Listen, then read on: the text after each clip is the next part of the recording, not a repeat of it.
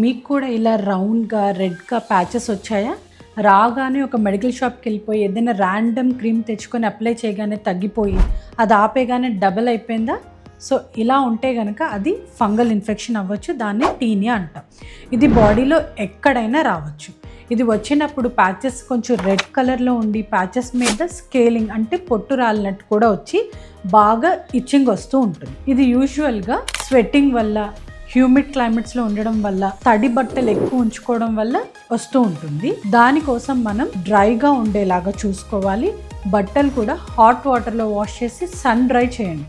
బాగా ఆరిన బట్టలు వేసుకోవాలి. ఇది ఒకరి నుంచి ఒకరికి స్ప్రెడ్ అవుతుంది. అందుకే మీ బట్టలు కానీ, టవల్ కానీ, సోప్ కానీ అన్నీ సెపరేట్గా పెట్టుకోండి.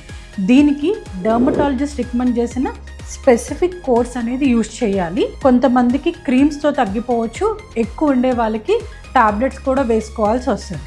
ఇది పూర్తిగా తగ్గేంత వరకు కోర్స్ కంప్లీట్ చేయకపోతే మళ్ళీ ఎవ్రీ ఇయర్ రిపీట్ అయ్యే ఛాన్స్ ఉంటుంది. మీకు ఎవరికైనా ఇలాంటి ప్యాచెస్ ఉంటే వెంటనే డాక్టర్ని కన్సల్ట్ చేయండి. Thank you and follow for more.